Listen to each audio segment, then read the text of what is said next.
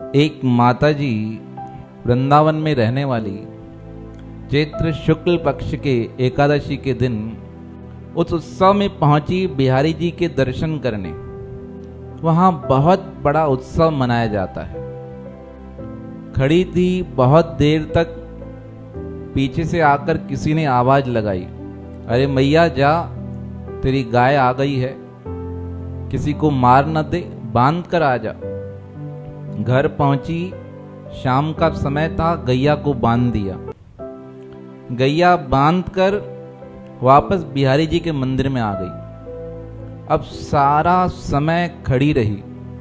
बहुत बड़ा उत्सव था, हर साल मनाते हैं चैत्र शुक्ल पक्ष की एकादशी के दिन। अब दर्शन करते करते रात्रि को देर हो गई। सोचा घर जाती हूं।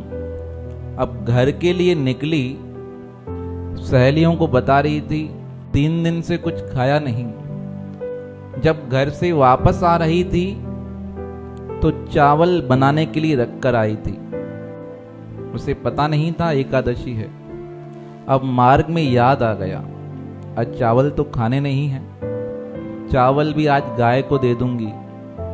और सहेलियां सखियां कहने लगी, फिर क्या करोगी? कहा परमात्मा जो खिलाएगा वही खा लूंगी। ऐसा कर बातें करते करते घर पहुंची। उसकी सहेलियां जाने लगी। अभी वो अंदर जा ही रही थी, तब एक छोटा सा बालक, उसने आवाज देकर कहा, मैया कहाँ जाती है? कहा घर जाना है, अंदर जा रही हूं। कहा रुक, कोई सामान है तेरे लिए, यह रख ले। अब उस बालक की आवाज सुनकर मैया पूछने लगी, कौन है? नत्थी का बेटा है। कोई नत्थी था, रहता था वहां पे मंदिर के पास। मैया को लगा नत्थी का बेटा है। कहा यह बाद में बताऊंगा, पहले ये भोजन खा ले। दूध का कटोरा था, सिकोरा जिसे कहा जाता है।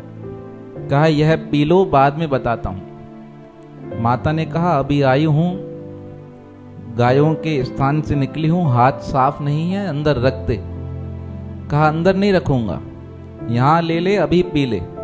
बालक तो बालक, मानी नहीं माता। माता ने कहा बाद में पीऊंगी। अब सहेलियां देख रही है यह बात किससे कर रही है, उन्हें समझ ही नहीं आ रहा था। अब फिर कहने लगा बालक, जल्दी पी ले, समाप्त कर ले, यह फल खा लेना। 8-9 साल का बालक। माता ने कहा कौन है? कहा यह खा ले, बाद में बता दूंगा।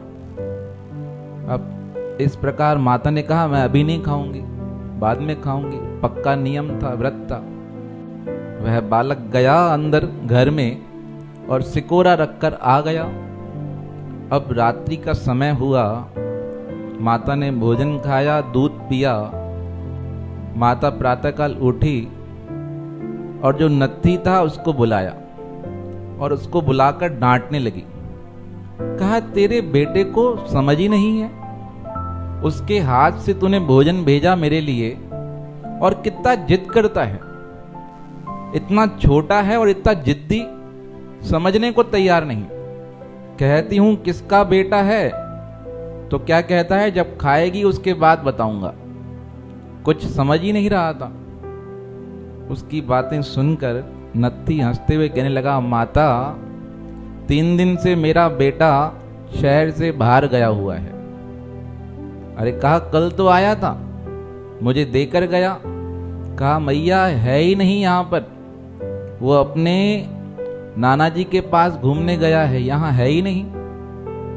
तब उसने अपनी सहेलियों को बुलाकर कहा बताओ इसको, कल इसका बेटा रात को आया था ना सामान देने।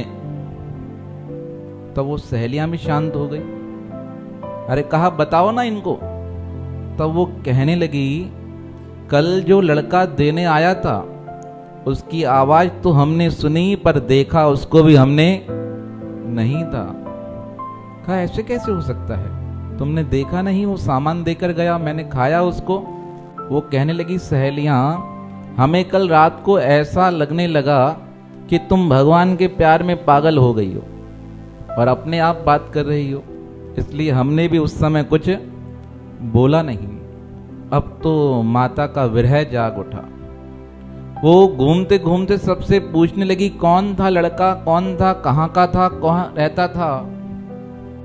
तब किसी ने बताया, मैया वो बालक और कोई नहीं, बाके बिहारी जी स्वयं तेरे पास तेरे लिए भोजन की सामग्री लेकर आए थे।